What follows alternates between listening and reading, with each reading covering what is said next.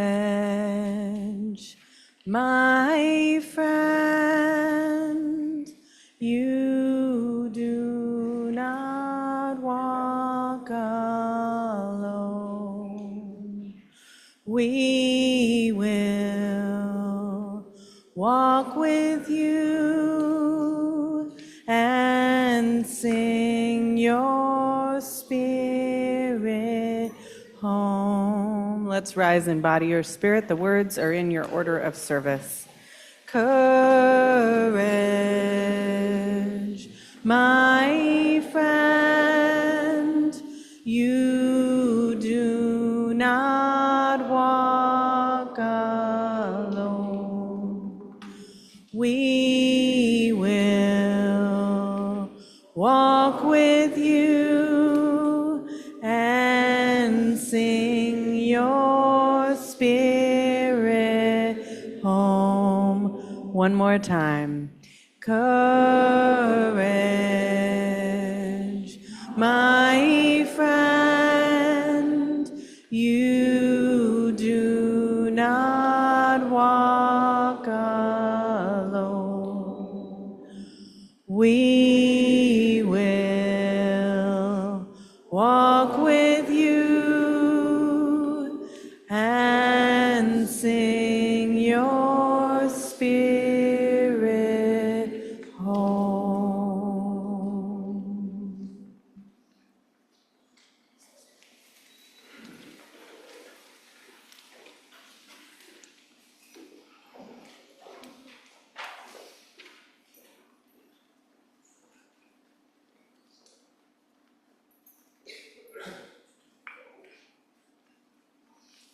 Good morning. My name is Roger Upham, and my pronouns are he, him, and I serve on the board of directors. Welcome to White Bear Unitarian Universalist Church. We are a community of youth, adults, and children of many diverse theologies held together by covenant, not creed. In this week, where our hearts have been broken, we gather together to build the world we dream about, starting here. Thank you for coming to church today. Will you turn to your neighbors and say thank you for coming to church today?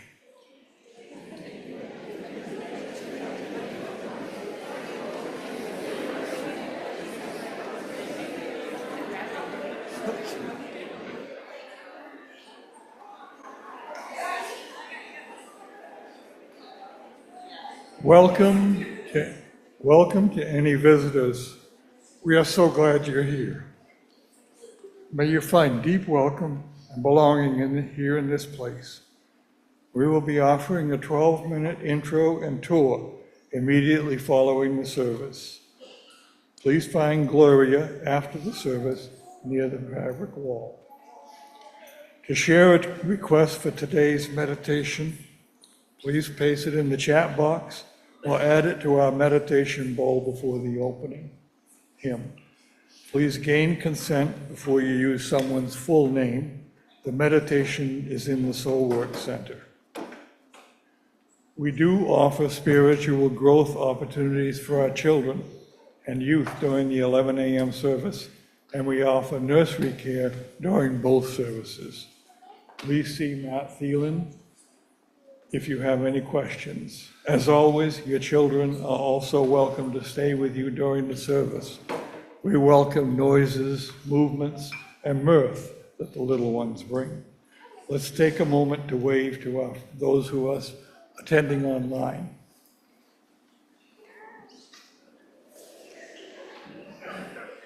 Our services go 60 to 75 minutes long. If you need to leave before then, you're welcome to use the doors at the rear of the sanctuary. For those in this room, please join us in the social hour after the service in the social hall. Welcome to our church. Together we grow our souls and serve the world in love.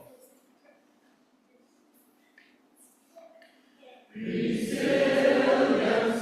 we are strong, shoulder to shoulder, keep moving on. Resilience, make a new plan, stand up again and say, yes, we can. Resilience, we are strong, shoulder to shoulder, keep moving on. Resilience, make a new plan, stand up again and say, yes, we can. Resilience, oh, we are strong, shoulder to shoulder, moving on.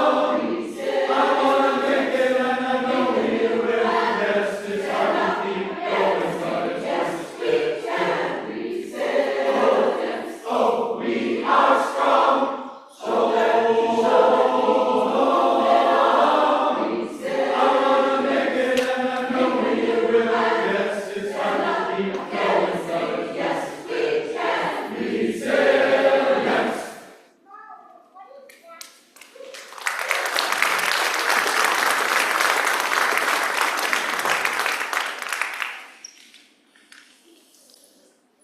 I'm Reverend Jack, and my pronouns are he, him. I invite you to hear these words you may have heard before, or maybe are hearing for the first time. Come in. Come into this place which we make holy by our presence. Come in with all your vulnerabilities and strengths, fears and anxieties, loves and hopes. For here you need not hide, or pretend, nor be anything other than who you are and who you are called to be. Come into this place where we can touch and be touched, heal and be healed, forgive and be forgiven. Come into this place where the ordinary is sanctified, the human is celebrated, the compassionate is expected. Come into this place. Together we make it a holy place.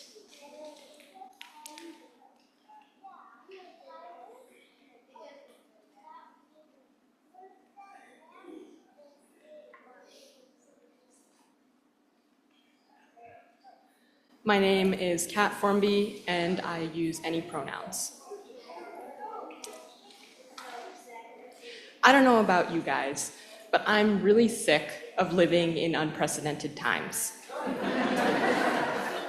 From a pandemic to 2024 looking like it's going to be the warmest year on record to the third historic election in a row.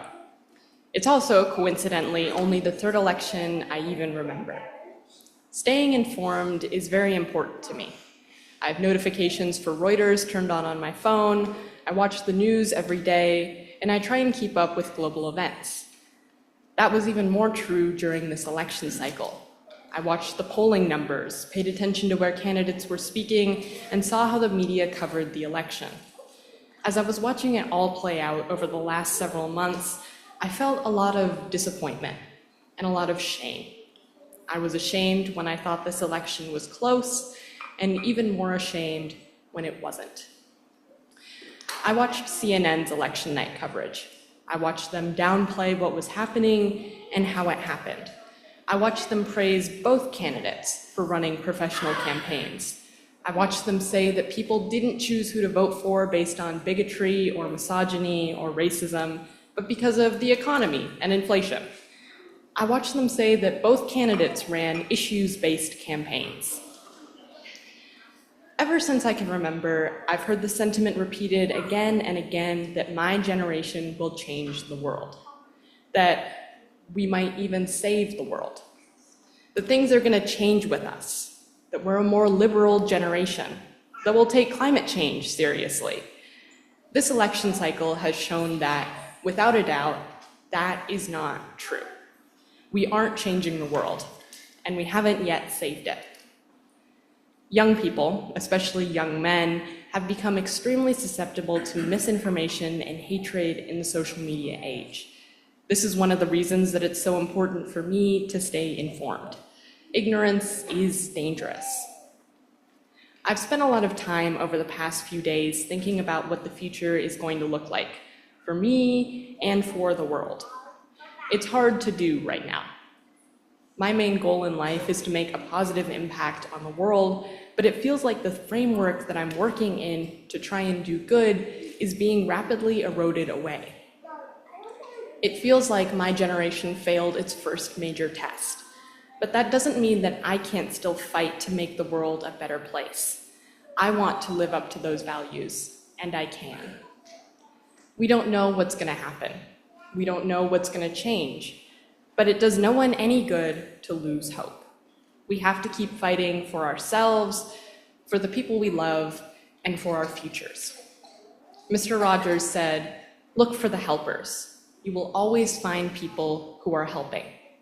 So I ask of all of you, look for the helpers. Be the helpers. The UUA interprets the chalice as the light of reason, the warmth of community, and the flame of hope. I light this chalice today for our continued commitment to those values.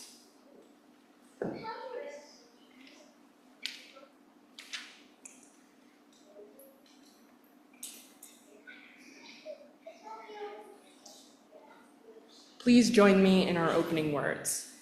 Love is the spirit of this church, and service is its law. This is our great covenant, to dwell together in peace, to seek the truth in love, and to help one another. Please rise and embody your spirit for the singing of our first hymn, which is number 123 in your great hymnal, Spirit of Life.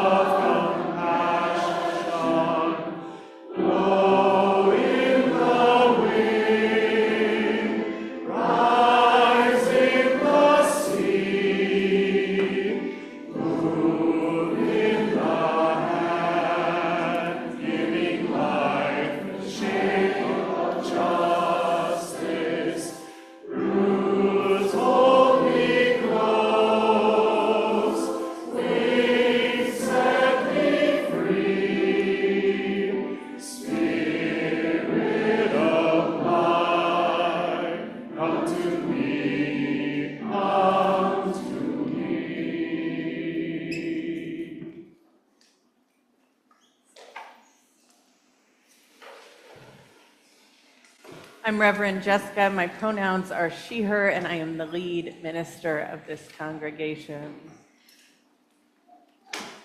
Friends, you came here this morning maybe because you were seeking community, maybe because you didn't know what you were seeking. Maybe because you come here every Sunday and that's just what you do, or maybe because this is the first Sunday you've ever come. Regardless of why you came, we're so glad you're here. And if you are seated on the end, I'm going to ask you to move a little bit towards the middle to make room for people, because some people are still coming in and it's a little hard for newcomers to find seats if everybody's on the ends. If you can. And now is our story in our service. So if you are young or young at heart, come on down in front so you can see our story today. And after our story, we will sing our kids out to their spiritual growth circles. Parents, you're welcome to go with them and find out what they're doing and then come back and join us, or just send them whatever your comfort level is, or kids are welcome to stay in here as well. Our story today is Ruby Finds a Worry. Have any of you, come on down. Have any of you ever read this book? You've read this book? Nice. Jack is tossing out some worries. Anybody else have any worries in their pews? They look like this. That's why they're there. So you can go ahead and hold a worry. Some of you can come and hold worries, or if you don't have a worry down here, you can go get a worry from a grown-up, because there's some, I know. Sad but true this week, right? Okay, Ruby Finds a Worry from Tom Percival. Ruby loved being Ruby. How many of you love being you? Yeah, it's pretty great, right? How many of you love being you? It's pretty great, right? Ruby loved to swing up high. How many of you love to swing? You like to swing? It's lots of fun. And she loved to explore faraway places. How many of you love to explore faraway places? Choir does. Me too, choir, me too. Sometimes we even went all the way to the bottom of the garden. Have any of you gone to the bottom of your gardens? Is that possible? You have? Because there's wood underneath it. Okay, we've got a literalist here. You're totally right. Good point, good point.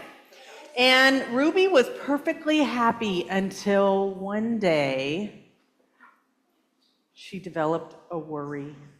So can all of you hold up your worries? And if you don't have a worry and you want one, you can go get one from a grown-up. I know, okay. The irony isn't lost on me, but it wasn't a very big worry. So Ruby's worry was small. Any of you have small worries? So Ruby had a small worry. It was so small at first that Ruby barely even noticed it. But then the worry started to grow. Each day it got a little bit bigger. By the way, she's sitting on the couch reading War and Peace. No wonder her worry was growing, okay? Her worry just wouldn't leave her alone. It was there at breakfast looking over the cereal box, and it was still there at night when she brushed her teeth. The funny thing was that no one else could see Ruby's worry, not even her teacher. So Ruby pretended she couldn't see it either. There it was, getting bigger and bigger. She tried to carry on as if everything was normal, but it just wasn't. The worry was always there, stopping her from doing the things that she loved. Ruby wondered if the worry would ever go away. Do you all feel like that sometimes? You wonder if a worry's going to go away? What if it didn't? What if it stayed with her forever? Ruby didn't realize it, but she was doing the worst thing you can ever do with a worry. She was worrying about it. Do you all ever worry about your worries? Lots of adults have been worrying about their worries this week. Now the worry was enormous. It could barely fit in the kitchen at dinner time. It filled up half the school bus. It took up whole rows at the movie theater. The worry became the only thing that Ruby could think about, and it seemed like she would never feel happy again. Then one day, something unexpected happened. Ruby noticed a friend sitting alone at the park. He looked how she felt, sad. And then she noticed something else, something hovering next to him. Could it be? What is it? A worry. Yeah, another worry. It was. Ruby realized she wasn't the only person with a worry after all. Other people had them too. How many of us have worries? How many of you, your worries brought you here this morning? She asked the boy what was on his mind, and he told her, and the strangest thing happened. What do you think happened? Fell down? No, well, no. But if he did, she would help him back up. His worry began to shrink. Then Ruby did the best thing you can ever do if you have a worry. What's the best thing you can ever do if you have a worry? Yes, talk about it. Exactly. As the words tumbled out, Ruby's worry began to shrink until it was barely there at all. Soon both of their worries were gone and a rainbow was in its place. Me too! I love rainbows too. Finally, Ruby felt like herself again. Of course, that wasn't the last time she ever had a worry. Everyone gets them from time to time, but now that she knew how to get rid of them, they never hung around for long. We can throw our worries. Give them a toss. There we go. Let's sing them out to their spiritual growth. Maybe later.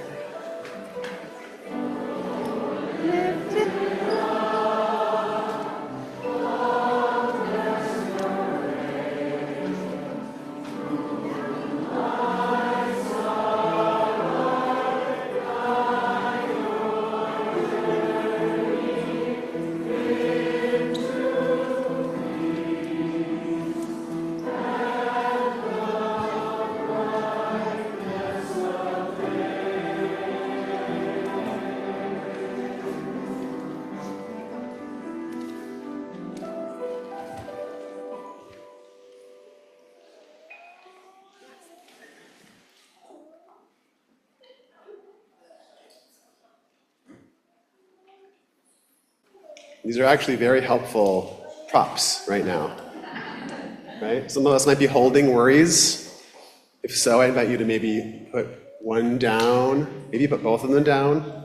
If you are going to hold on to one, only one hand, the other hand can be available to hold other worries, right? Of our neighbors, the concerns of our beloveds next to us in the pews. Or if you do want to send them both down, you know where to find them later. Let's take a moment here of prayer or meditation. Take a deep breath and settle in.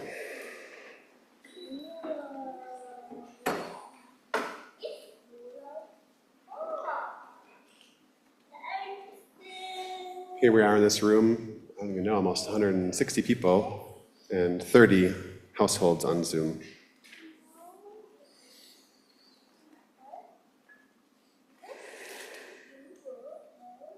God of 1,000 names and beyond all naming, we ask for help today. We know that each of us is too small to go on when times are hard. We need each other, and we need our great cloud of witnesses, those who have come before us and who stand with us now to face the challenges of this moment.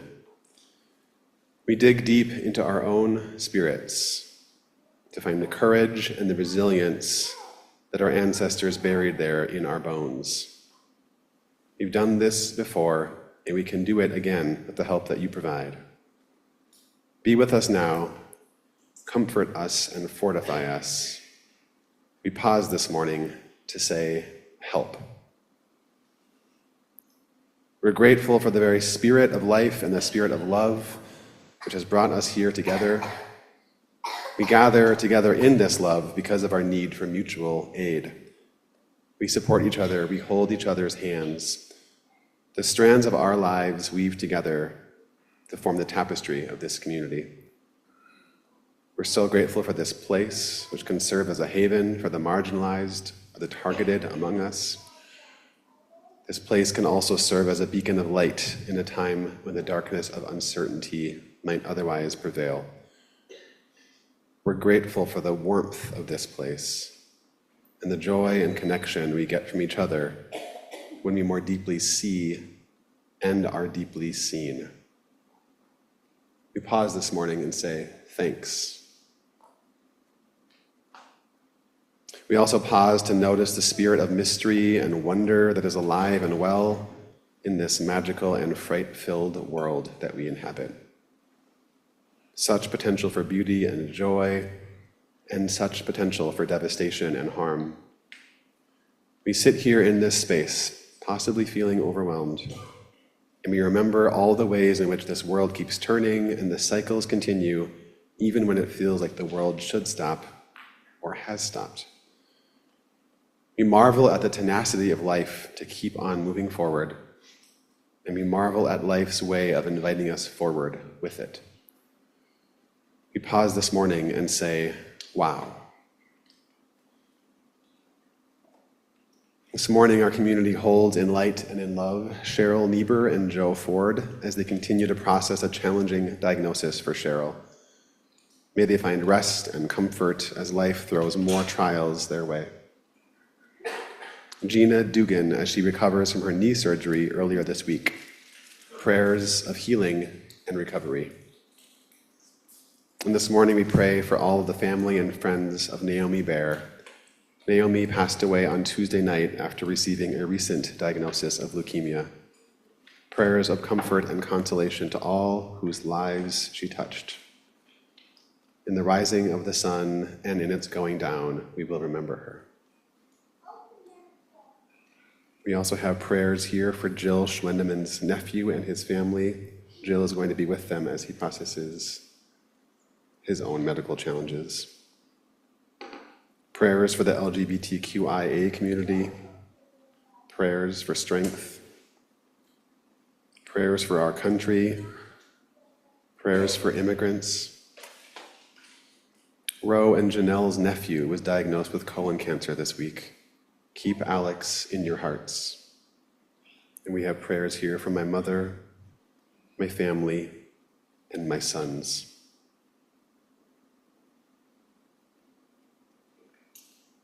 And now we give voice to the people who are on our hearts and minds this morning by naming them out loud into this space.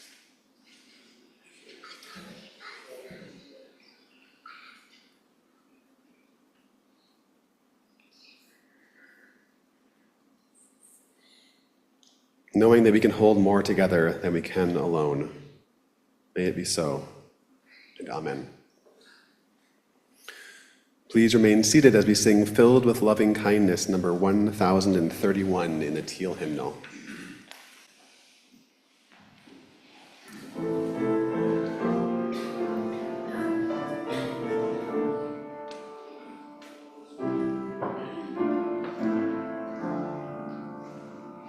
May I be filled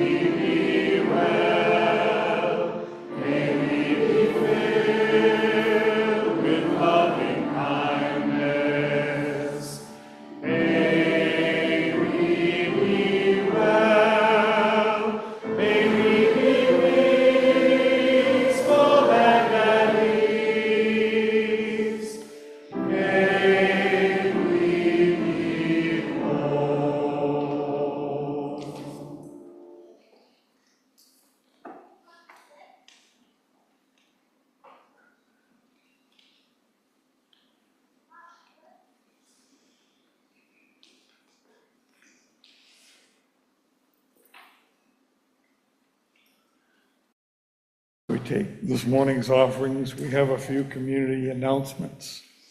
As you heard last month, our endowment committee has launched our capital campaign to bring our endowment up to the level at which it needs to be to start dispersing funds. We hope that you will consider this important contribution and work of legacy. Please visit the table after the service in the social hall. Thank you so much to everyone who was involved with last night's concert of Music on the Maple series. Nachito really brought the heat, and the concert was a blast. We will be offering child dedication during our November 24th service. If you would like to dedicate your children here at church, please contact Reverend Jessica or Reverend Jack. And now we have a quick note from the auction team. Do you feel like you have a basket full of worried thoughts and stresses? How about we turn those baskets of worries into gift baskets that support the work of our church community at the auction? What kind of baskets, you ask? Well, we've got a few ideas that run the gamut from practical to artsy and to indulgent. Pet baskets, gardening baskets, wine lovers baskets, camping baskets, chocolate baskets, foodie baskets, car detailing baskets, poetry writing baskets, spa baskets, art lovers baskets, family game night baskets, techie baskets, winter preparedness baskets, and family game night baskets. You could make a basket of your own, or you could make a group basket with friends. Share your ideas with Jean and Melva, the auction co-chairs, and they can help you with the next step. All donations, baskets or otherwise, must be registered on the auction website. Just click on the tab that says Donate Items Here, and then deliver them to church after December 1st.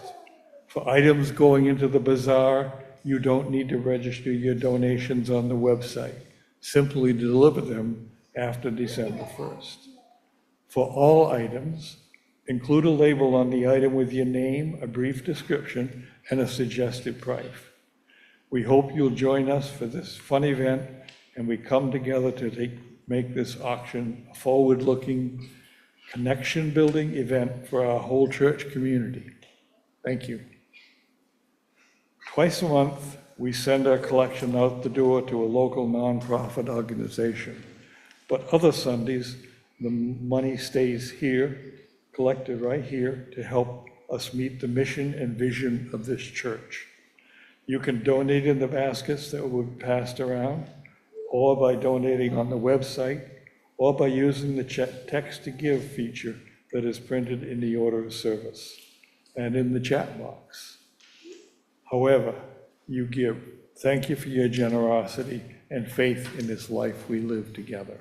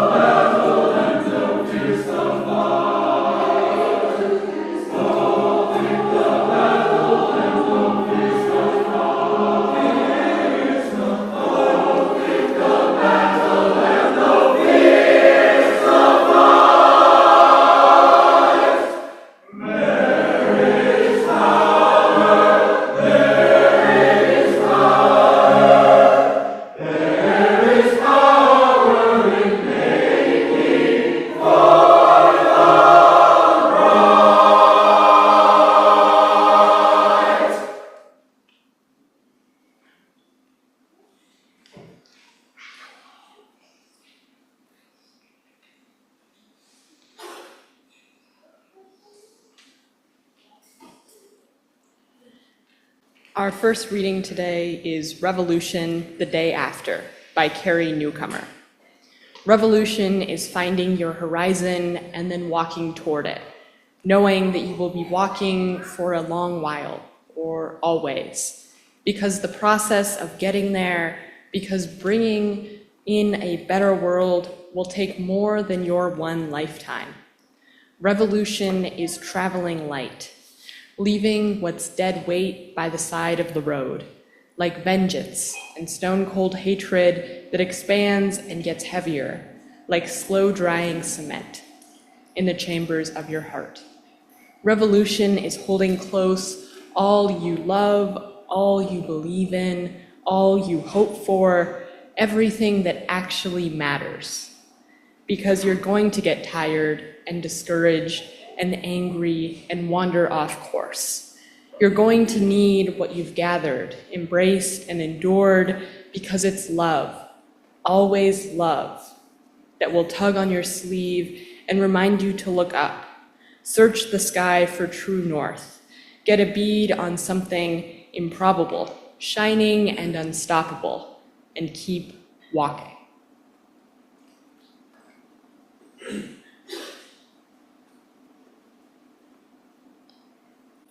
The second reading is Alone by Maya Angelou. Lying, thinking last night how to find my soul a home where water is not thirsty and bread loaf is not stone, I came up with one thing, and I don't believe I'm wrong, that nobody, but nobody, can make it out here alone. Alone, all alone, nobody, but nobody, can make it out here alone. There are some millionaires with money they can't use. Their wives run around like banshees. Their children sing the blues. They've got expensive doctors to cure their hearts of stone. But nobody, no nobody, can make it out here alone. All alone, nobody, but nobody, can make it out here alone. Now, if you listen closely, I'll tell you what I know. Storm clouds are gathering, the wind is gonna blow. The race of man is suffering, and I can hear the moan, 'cause nobody, but nobody, can make it out here alone. Alone, all alone, nobody, but nobody, can make it out here alone.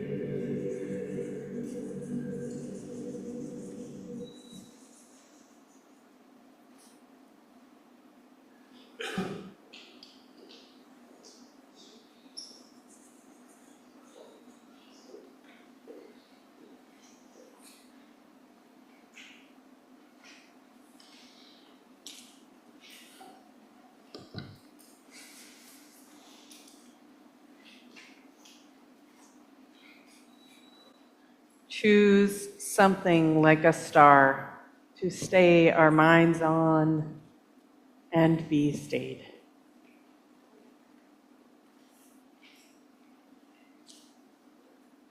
My heart, be brave. Here we are, 1 week later.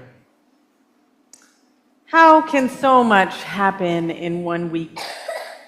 I reflected to a friend of mine that time felt strange right now. This happens when trauma and grief shows up. A similar feeling to right after when a beloved dies, or to when the pandemic first happened.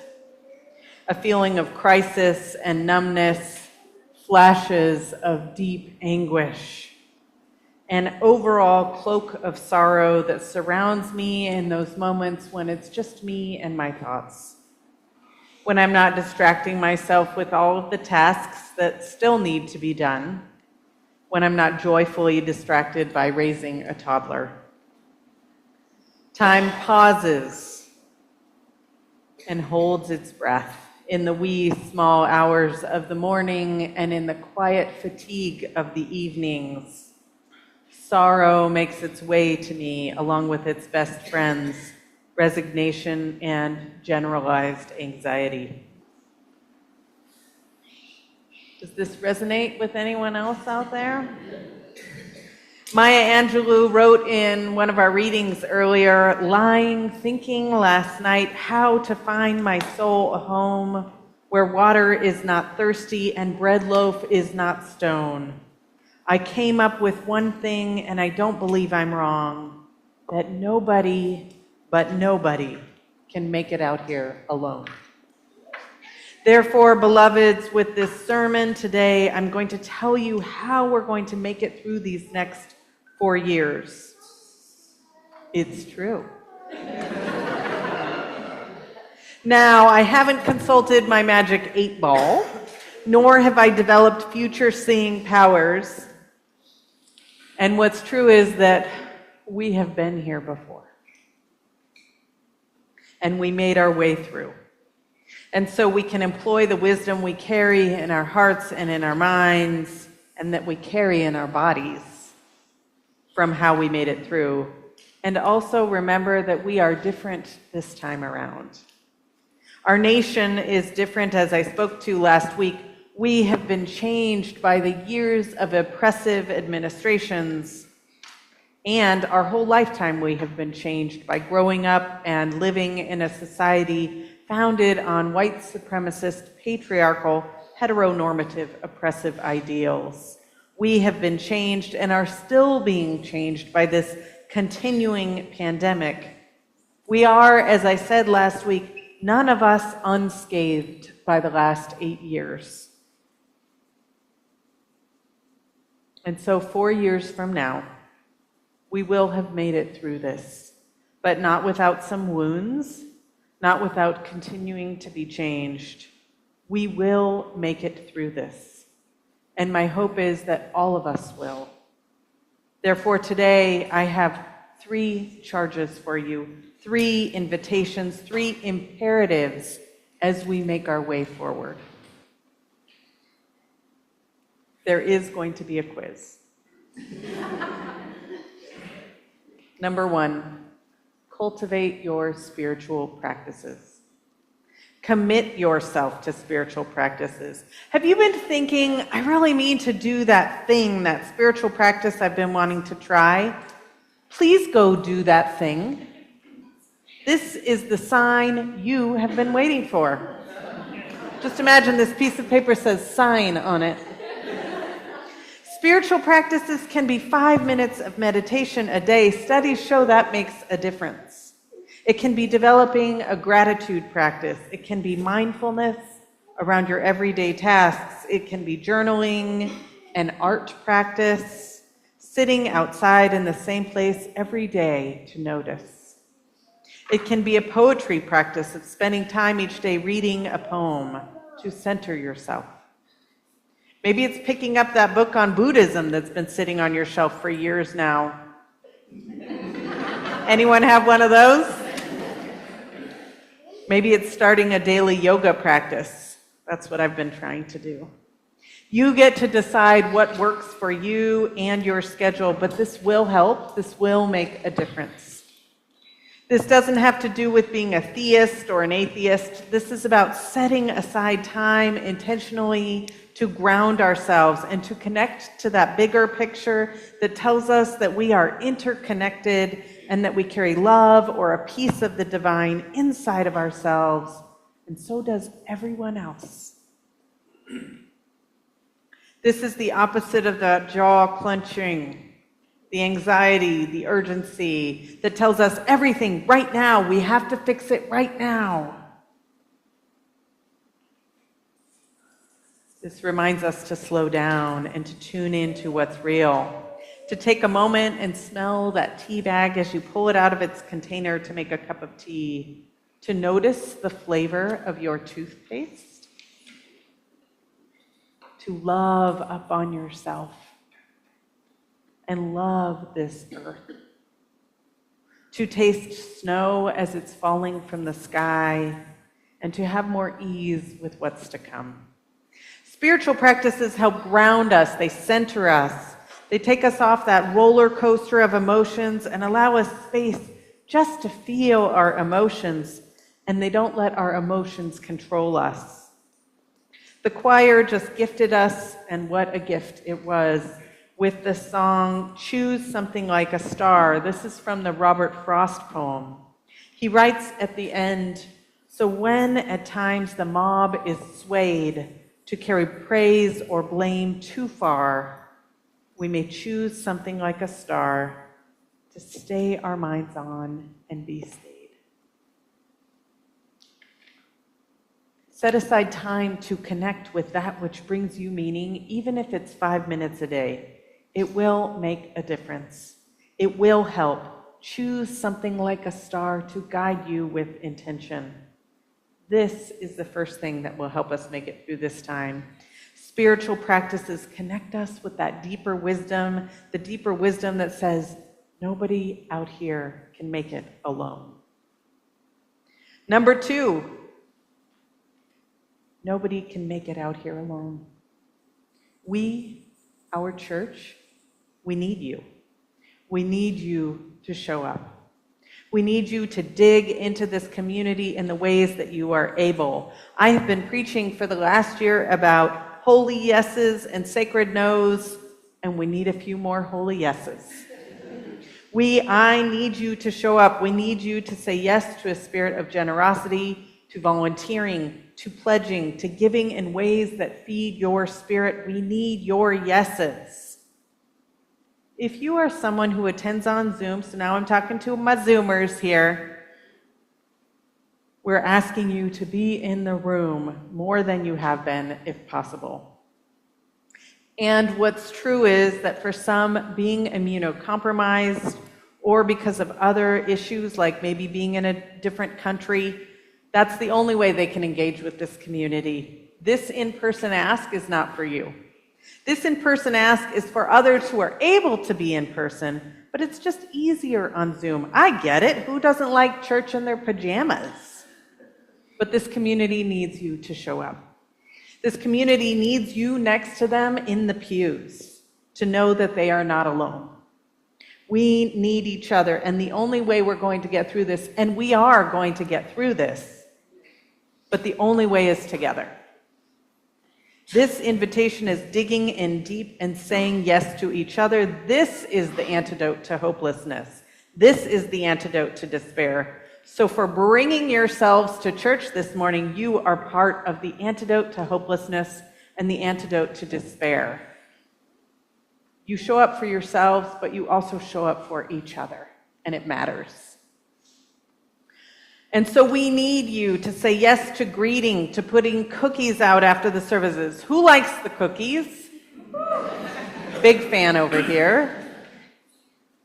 We need you to mentor our children and youth. We need you to lead a cook team for a Wednesday night meal once per month. We need you to help hold this community together.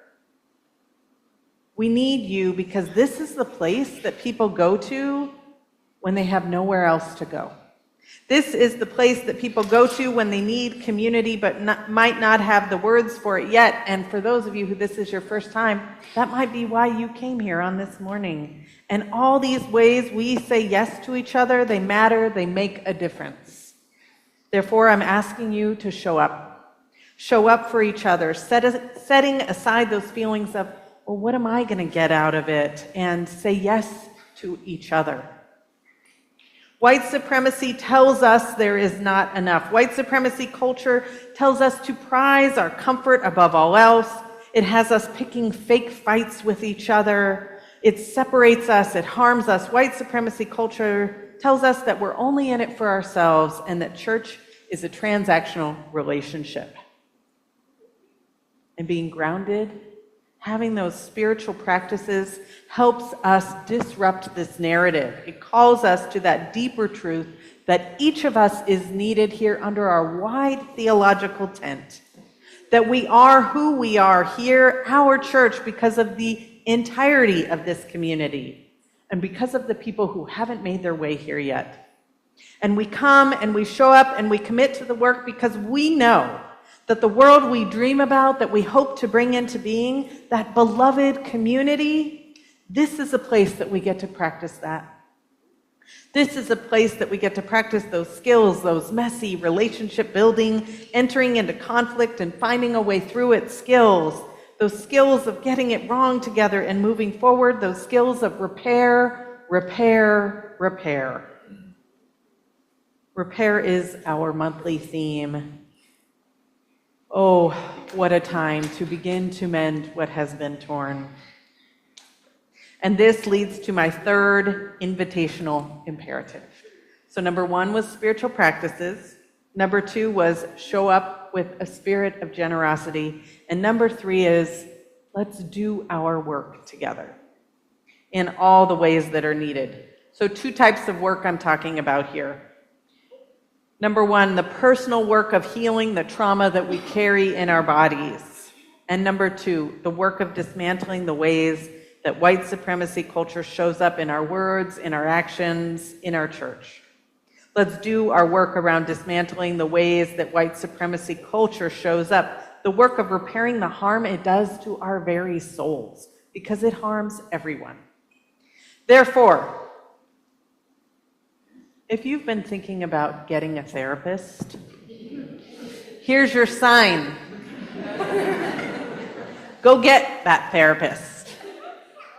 And if you've been thinking about working to raise your racial consciousness, we are leading workshops on that in the new year. Stay tuned for more details.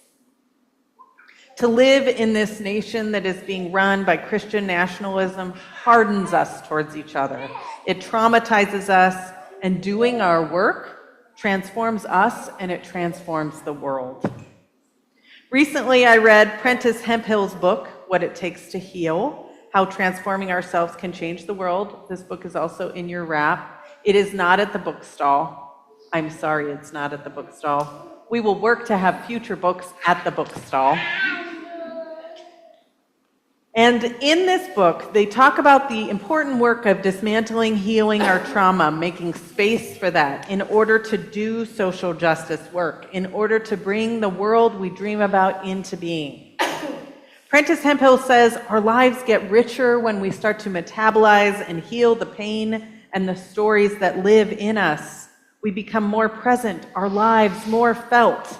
And this helps us to navigate the world we live in. They say the personal is political, and the political lives in our personal interactions, no matter how much we might wish to cleave them apart. Prentice continues and writes, but over time, I've come to understand that social transformation, that push for more just systems and policies, and personal transformation, healing our trauma and reshaping our relationships, have to happen together. Not one or the other, but both. We neglect ourselves or our growth in a rush to change what is external when we do. And we fracture and succumb to what we are unwilling to face. As I spoke about last week, we are all changed by the events of the last 8 years, and we will be changed by these next 4 years. And so we do our own work because the personal is political. We do our work so we can be in relationship with ourselves and each other, and eventually in relationship with our family and friends who have different values than ours. And I'm not telling you this means you have to be kind to everyone you meet right now, including your neighbor who voted differently from you, your siblings, your parents who voted differently from you. You can choose however long you want to not re-enter that relationship, to not reach out to them. You don't have to rush it. This is about doing our work, doing our healing, so that when we do, we come from a place of groundedness, so that we don't lose ourselves in the process. We did a reading about choosing kindness at our vigil the other night, and one of you came up to me afterwards and said, "Do I really have to choose kindness?" And it was a good point. So hear me now. You don't have to choose kindness. Maybe don't commit harm in the world, but you don't have to choose kindness right now. This can be a time period of resting, of recovering, of tending your hearts, shoring up all your tools for this long haul we are about to enter. Let's not rush through the reality of what has happened. White supremacy culture infuses urgency in everything. It says we should do all these things, and first and foremost, it says we should not listen to our feelings that are about being harmed and grief and sadness and rage. And so I invite you today to do your work. This is part of a continued practice of becoming that happens every day until we take our last breath. It's knowing there's a season for everything, and doing our own work helps us listen to our gentle, aching hearts and take the time we need, because we are working for a revolution.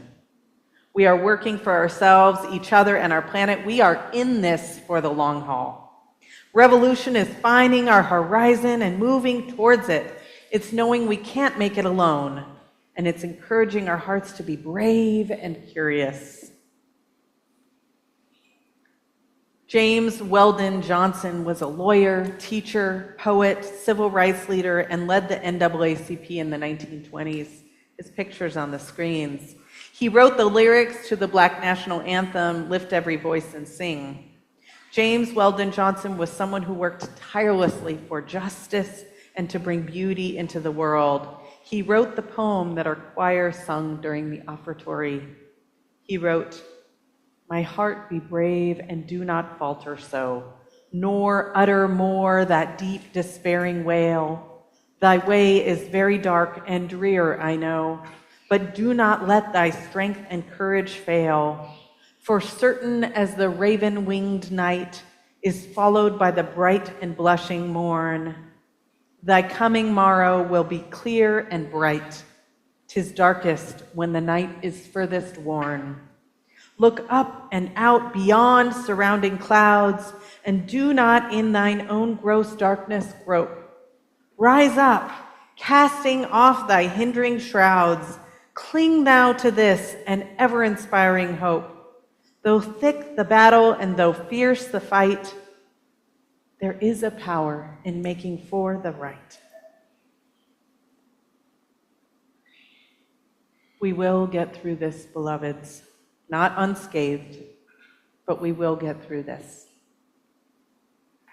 By doing our spiritual practices, saying yes to each other, and doing our own work, this is how we will make it through the next 4 years. No one gets through this alone. May you know that as you move through this week ahead. Amen, and blessed be. Please rise in body or spirit for our closing hymn. From you, I received number 402 in your gray hymnal. And I'm going to invite you to turn and face each other. So both sides turn and face the room, the middle of the room. Actually, we have enough. Let's have this side face each other and this side face each other. And upstairs, you can face each other. You're singing to each other. You're reminding each other that nobody gets through this alone. And if people follow different directions, it's okay. We don't have to do it perfectly. We just are invited to do it.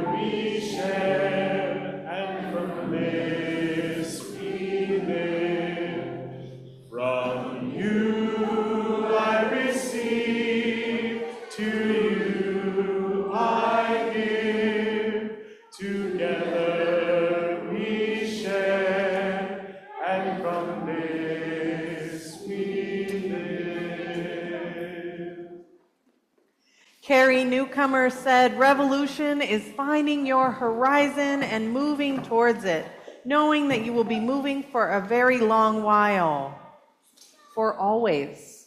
Because the process of getting there, because bringing in a better world will take more than your one lifetime. Revolution is holding close all you love, all you believe in, all you hope for, everything that actually matters. Because you're going to get tired and discouraged and angry and wander off course. You're going to need what you've gathered, embraced, and endured because it's love, always love, that will tug at your sleeve, remind you to look up, search the sky for true north, get a bead on something improbable, shining and unstoppable, and keep moving. No one gets through it alone. May you know that deep in your bones and keep moving towards revolution. As we extinguish this chalice, we give thanks for all of you who say yes to this community, who say yes to each other, even if this is your first time here. And if it is your first time here, there is a 12-minute intro and tour. You can go by the fabric walls. Will you turn to your neighbor and say thank you for coming to church today?